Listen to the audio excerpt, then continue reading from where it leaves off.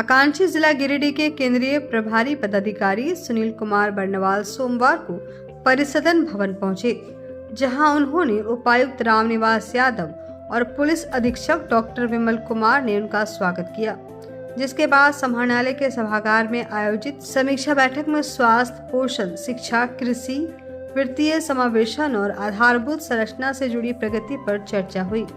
इस दौरान श्री बर्नवाल ने कहा कि जिले का प्रदर्शन कई क्षेत्रों में संतोषजनक है, पर कुछ आयामों में सुधार जरूरी है। उन्होंने योजनाओं की पारदर्शिता, समयबद्ध क्रियान्वयन और विभागीय समन्वय पर जोर दिया।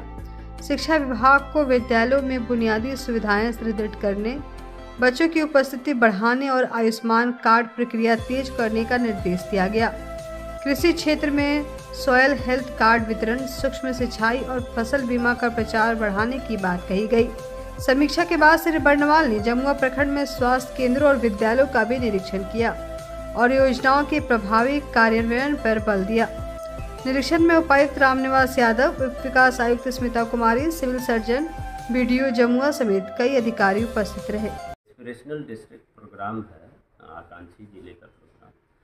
गिरिडीह का मैं प्रभारी हूँ। इस क्रम में आज आकांक्षी जिला और जमुआ ब्लॉक जो आकांक्षी ब्लॉक है उससे संबंधित सभी जो डेवलपमेंट इंडिकेटर्स हैं उस पर समीक्षा की गई।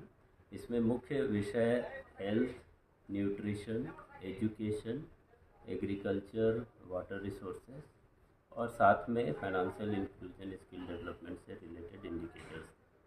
तो गिरिडीह जिला में काफ़ी काम हुआ है और कई इंडिकेटर्स जिसमें अभी भी हम जो वांछित टारगेट है पूरा नहीं कर पाए हैं, उसको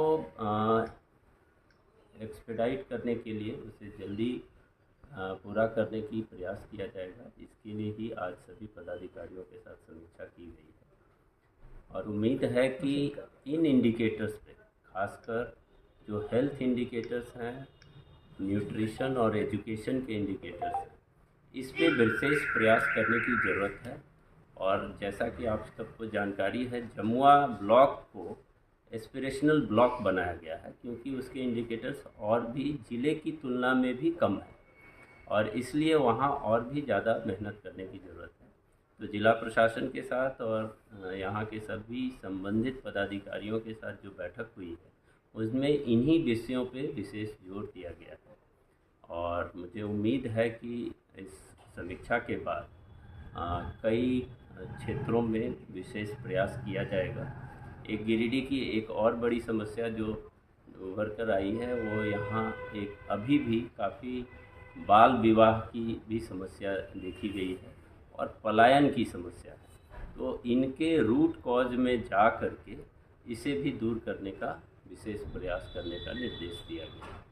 हमें ये उम्मीद है कि अगले कुछ महीनों में इन विषयों पर विशेष प्रयास जिला के उपायुक्त और उनके सभी पदाधिकारियों द्वारा किया जाएगा और फिर जब दोबारा मैं समीक्षा के लिए आऊँगा तो उम्मीद है कि बेहतर रिजल्ट दिखेगा। बताओ गिरिडीह प्रभारी सर, अब तक के बैठक में सर क्या खास काफ़ी चीज़ें हुई है। जैसे अभी तो जब से मैं स्वास्थ्य मंत्रालय में हूँ, एक यहाँ पे और काम तेज़ी से किया जा सकता है, वो है आयुष्मान भारत योजना के तहत सभी जो भी एलिजिबल परिवार हैं उनका आयुष्मान कार्ड बनाना, उनका KYC करना और साथ ही साथ जितने हमारे CHC जो सरकारी अस्पताल हैं जहाँ पे इलाज हो रहे हैं वहाँ तो इलाज तो हो रहा है परंतु उसको आयुष्मान भारत के तहत उससे क्लेम कर सके और उससे अतिरिक्त राशि उन्हें प्राप्त हो सकेगी,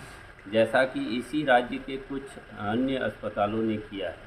तो उससे अस्पताल की स्थिति भी सुधारी जा सकती है, वहाँ एक एक्स्ट्रा राशि प्राप्त हो जाएगी। इसके साथ साथ यहाँ जो प्राइवेट हॉस्पिटल हैं वहाँ भी आयुष्मान भारत के तहत इलाज होता है, परंतु चूँकि अभी भी काफ़ी संख्या में ऐसे योग्य परिवार हैं जिनके कार्ड नहीं बने हैं, KYC नहीं हुए हैं, जिसके कारण से वो इलाज ले नहीं पा रहे हैं। तो उसे भी एक अभियान चला करके सभी का KYC कराना मुझे उम्मीद है कि चीज़ें काफ़ी सुधर जाएंगी। Thank you sir. अब अपने घर, ऑफिस व दुकान को और भी आकर्षक बनाएं मयंक एल्युमिनियम एंड ग्लास के साथ। ब्लॉक रोड, सीहोड़ी, मंगल मूर्ति विवाह भवन के समीप खुल गया है मयंक एल्युमिनियम एंड ग्लास। हमारे शॉप में घर, ऑफिस सहित अन्य स्थानों के लिए एल्युमिनियम के बने sliding window, fixed partition, PVC, UPVC, door, fall ceiling, steel railing, ACP structure, toughen glass व स्टील का गेट व विंडोज बनाया जाता है।